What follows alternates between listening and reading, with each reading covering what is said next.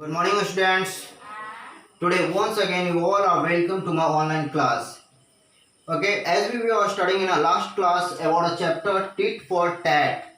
It means what? That means jaise ko taisa. And already we had cleared some parts of this chapter. Okay, and today we will proceed this next paragraph of this chapter. Okay, तो आज हम लोग जो है इसके आगे जो है क्या करेंगे, पढ़ेंगे.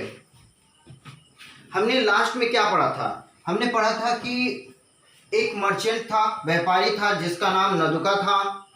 ठीक है, वो किसी वजह से गरीब हो गया था. पहले अमीर था, बाद में वो गरीब हो गया था. गरीब होने के बाद वो बहुत सालों तक, बहुत समय तक गरीब बैठा रहा.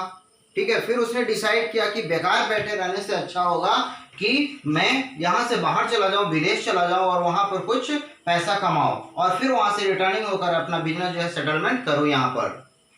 ये सोचकर उसने क्या किया, अपने सारे जो भी सामान वगैरह था, घर का जो भी था, उसे बेच करके वो अपना कर्जा वगैरह जो था उसको चुका दिया.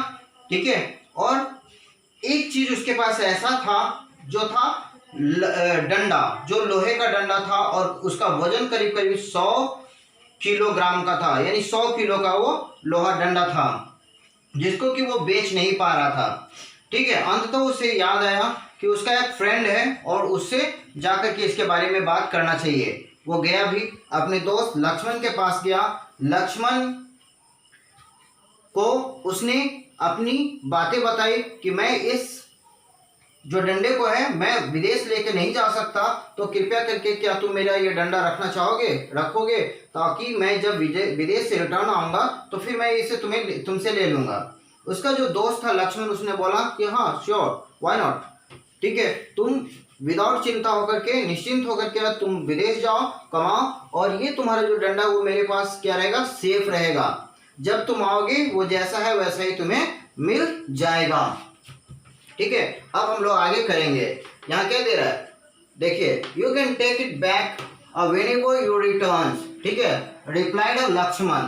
जब नदुका अपने दोस्त लक्ष्मण के पास गया और उसे अपनी बातें बताई तो लक्ष्मण ने क्या बोला कि तुम निश्चिंत होकर के जाओ और ये डंडा तुम मेरे पास रख दो. जब तुम उधर से लौट कर आओगे तो तुम इसको क्या करोगे, ले सकते हो. ठीक है, जैसा है वैसा ही तुम्हें मैं दे दूंगा.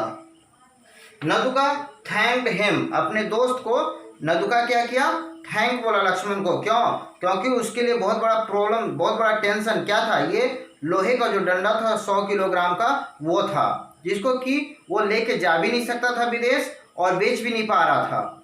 और उसका ये प्रॉब्लम उसके दोस्त लक्ष्मण ने क्या किया, सॉल्व कर दिया. इसलिए नदुका कहता है, नदुका थैंक्ड हिम, इसलिए अपने दोस्त लक्ष्मण को नदुका जो क्या किया, थैंक बोला. एंड लेफ्ट फॉर अब्रॉड, और उसके बाद वो विदेश चला गया.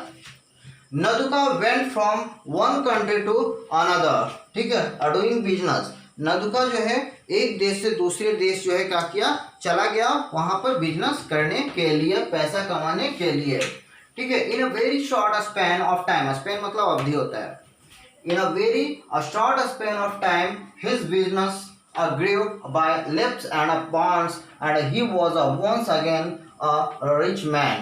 ठीक है, बहुत ही कम समय में वो जो है उसका बिजनेस जो है क्या हुआ, बहुत आगे बढ़ा, बहुत तरक्की किया और एक बार फिर नदुका जो है अमीर आदमी बन गया और एक बहुत बड़ा बिजनेसमैन बन गया.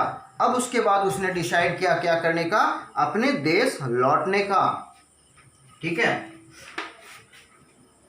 Having earned enough money, he returned to his city.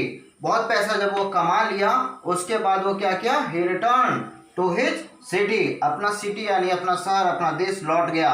And established his business there. और जो अपना बिजनेस था उसको अपने ही देश में, अपने ही सिटी में क्या किया, established कर लिया.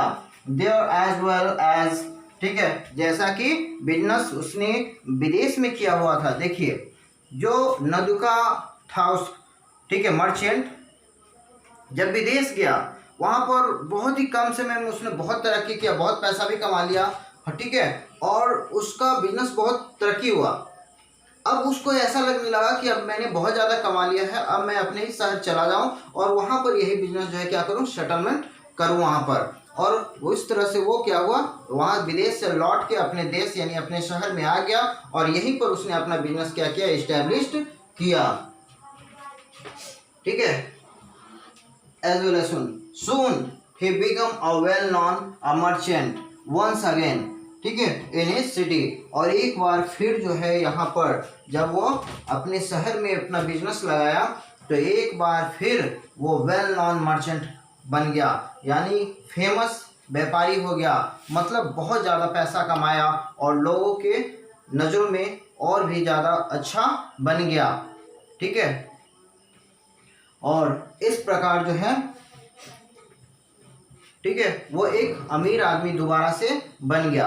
अब जो है वो क्या करता है, आगे हम लोग जब नेक्स्ट पैराग्राफ पढ़ेंगे तो उसमें इसको क्लियर करेंगे। अभी के लिए इतना ही, ठीक है।